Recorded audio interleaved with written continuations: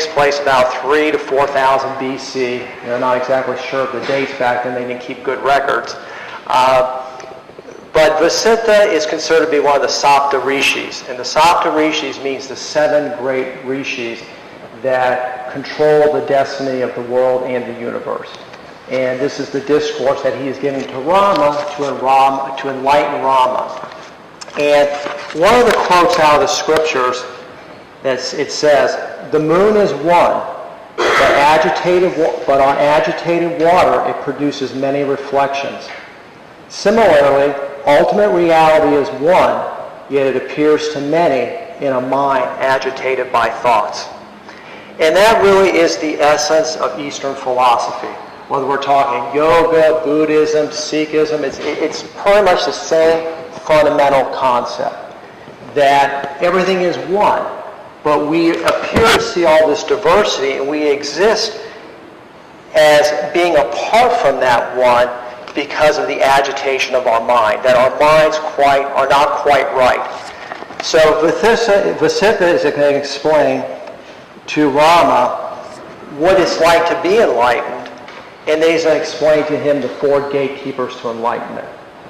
And so what he says to him, he says, "O Rama, if you thus overcome this sorrow of repetitive history, you will live here on earth itself like a god. For when delusion is gone and the truth is realized by means of inquiry into self-nature, when the mind is at peace and the heart leaps to the supreme truth, when all disturbing thought waves in the mind stuff have subsided and there is unbroken flow of peace and the heart is filled with the bliss of the Absolute, when thus the truth has been seen in the heart, then this very world becomes an abode of bliss. Such a person has nothing to acquire nor anything to shun. He is untainted by the defects of life, untouched by its sorrows." So what Vasistha is telling Rama is that this samsara, this wheel of birth and death, is unending. It's a cycle that continues, that a person goes up, they come down, they're born and they die. And the very nature of this wheel of creation is suffering. Now, some people may say, well, I have a nice house, I have a lovely wife, I don't have any physical problems, I'm not suffering. Well, then the yogis say, well, ultimately, you're going to have to leave all that. And at the time of death, all that you love so much is going to be taken from you. And at that point, then it becomes, well, what's left for that person? He's going to be reincarnated and born into the next life. Now, where that person ends up at, there's no guarantees. Because it's the other thing that the yogis explain, is that the wheel of birth and death is always such that you climb up and you fall down. It's a natural law. So even if somebody's a good person in this incarnation, is doing everything right, if they're not enlightened, we have no guarantees where we're going to end up next. Because even if you look at historically, the natural law of the universe is anything that rises must fall. Anything that is made great must be made small again. So if you look at nations, for example, throughout the history, is that every nation has a chance to be a world power. Spain was once a great world power. Now they're on the verge of bankruptcy and they're going to bring down all of Europe. Okay? They had their rise, but then they also have their fall. So it's the same thing with the humans on this wheel of birth and death. That we very well could leave this lifetime and come back incarnated as a bear, a cow, a pig, maybe a tree. Maybe we're going to be an emperor of a country. But what Vasistha is saying is there's no guarantees. But if we can overcome it, we're going to enjoy bliss and peace that passeth all understanding. So now some people may say, okay, well, that's all fine and dandy. It sounds nice, but I'm not really convinced of that. So Vasistha has the answer. He says, one may doubt whether such an unchanging truth exists. If it does not, one comes to no harm by inquiring into the nature of life. Seeking the eternal will soften the pain caused by the changes in life. But if it exists, by knowing it, one is free. So basically he's telling Rama, you ain't got nothing to lose. There's going to be some suffering in your life no matter what. So he says by developing a philosophy, even if the philosophy is not true, you die, you're buried, and that's the end of it, that philosophy is going to give you comfort during the hard times of life. But if it's true, by striving after it, we can attain the final beatitude of life, the goal of all human existence that we're all striving for, either consciously or unconsciously. So he says, when the mind is at peace, pure, tranquil, free from delusion or hallucination, untangled and free from cravings, it does not long for anything, nor does it reject anything. So essentially, what he's telling us is that we have to let go of our cravings and of our attachments. To grab on to something that is unknown to us, something so lofty as self-realization and internal bliss, we have to let go what is preoccupying our mind on this earth plane right now. So he then talks about self-control. So he says, so one of the first gatekeepers is self-control.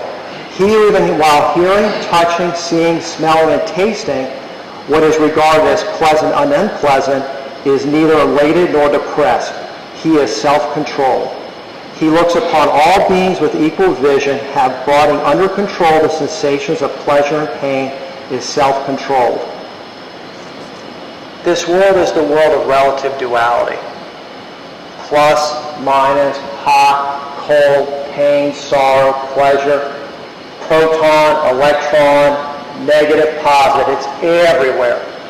And what keeps the wheel of creation going, what keeps the illusion going, is the interaction between the plus and the minus always chasing each other. And that plus and minus in that eternal chase keeps the wheel of creation going. And we, as human beings, are on that wheel going for the ride. Up and down, plus and minus, plus and minus. So what Vasistha is telling Rama is you need to gain control of your likes and dislikes.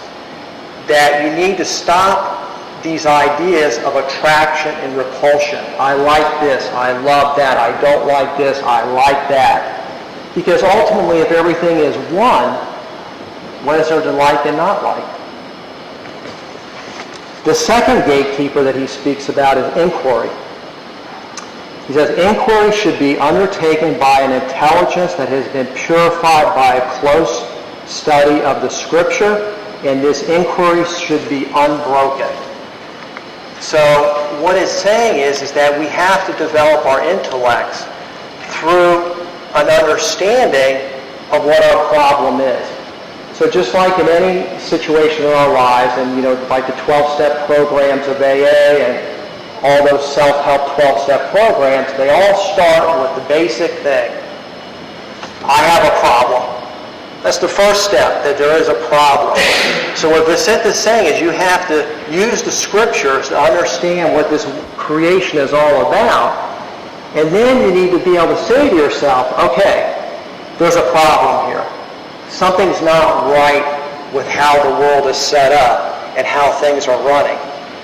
Now the beauty is everybody in this room has already been doing that, or else you wouldn't be in this room. But all of us in this room have a responsibility to take it as far as we possibly can in this life, not only for our own benefit and our own salvation, but for the entire world. Because in all of humanity, because everything we do in this room is affecting everybody. It's like Sherry says at the end when we're doing the healing circle, your thoughts make a difference, your actions make a difference. It spreads out through all of creation and creates a vibration. So the beauty is, in a way I feel like I'm preaching to the choir here because all of you are undertaking that.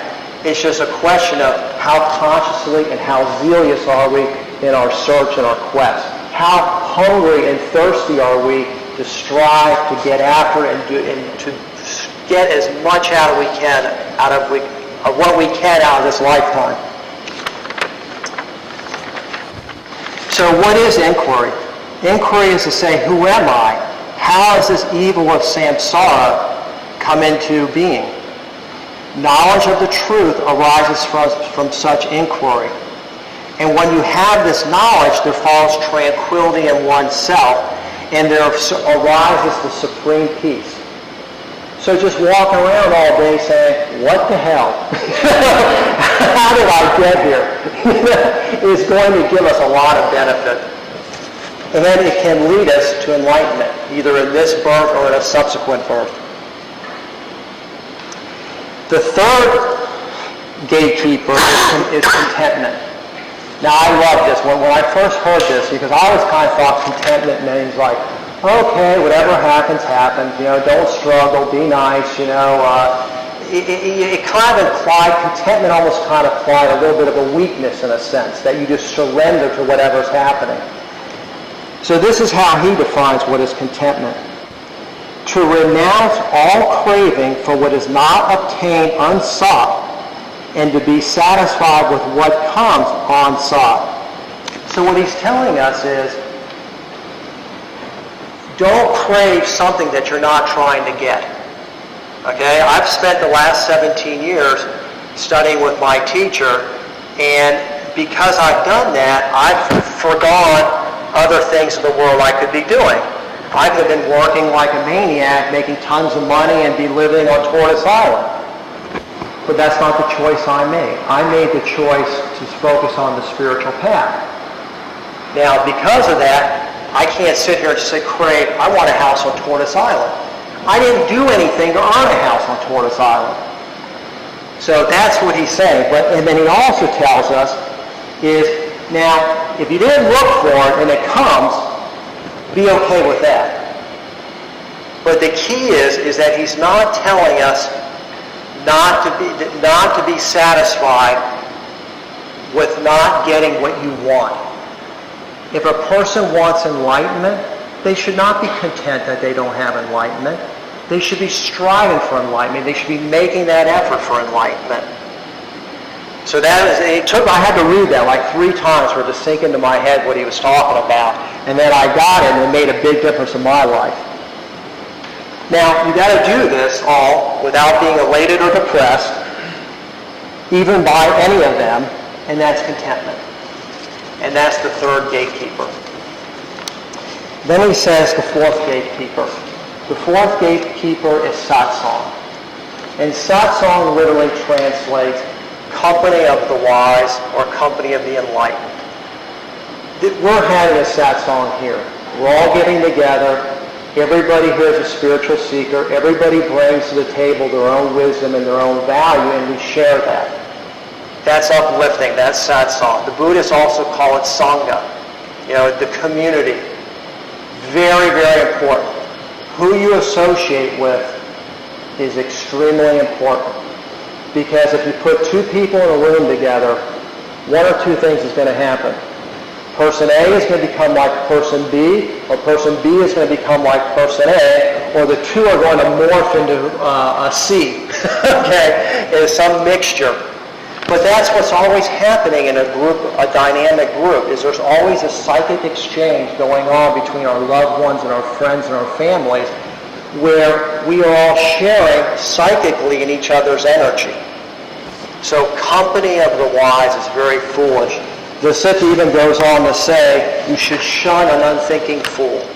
If there's somebody in your life, no matter who it is, who is not on your path, is not jiving with what you're trying to get to, you need to get away from that person. You need to shun them. Because association is that important. So now the beauty of this is he says that if you're unable to do all 4 of these, okay, then get one of them. If you can perfect one of them, all the other 3 will come by themselves. Because any one of those is enough to achieve the goal. He says right here, until you tame the wild elephant of your mind with the help of these noble qualities, you cannot have progress towards the supreme, even if you become a god, a demigod, or a tree. Up there in the celestial world, okay, the angels, the archangels, the demigods, they're all going to fall. They're all going to go through their rise and fall, and they're going to come, according to Eastern philosophy, are going to have to come back into a human birth until they achieve complete enlightenment. So the goal is very lofty, but it is attainable. But the practice of it, as I can tell you from my own life, just practicing it brings so much peace and happiness and gives one the tools to deal with in their everyday life. Now, Vasistha was explaining this to Rama, 3,000-4,000 years ago when life was a lot less complicated. And now life is much, much more complicated. So in that regard, Kerr and I have been taught by our teacher the need to try to balance all four aspects of a person's life. Their mental, physical, emotional, and spiritual needs all need to be taken care of. You need to stay healthy through nature cure and proper diet. You need to have right emotion through bhakti and devotion and a loving attitude towards all around you.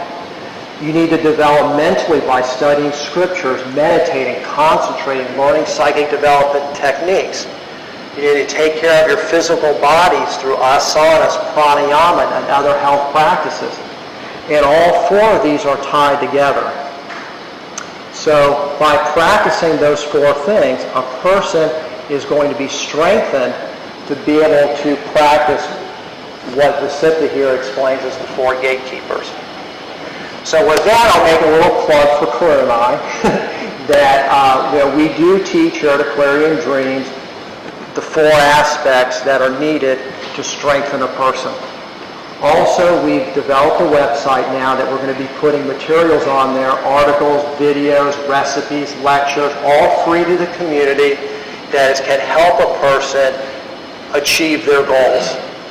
And if you're interested, you can take a business card up on the table there that has our website address. And we are in our infancy on the site. So if you do go to the site, sign up with your email address and we'll notify you as things get posted on there. Because we're just starting out with getting all that material up there. So I hope that all of us are inspired to keep on the spiritual path and to keep making a difference in our lives, our loved ones, and in the whole world. And thank you for allowing me to be here.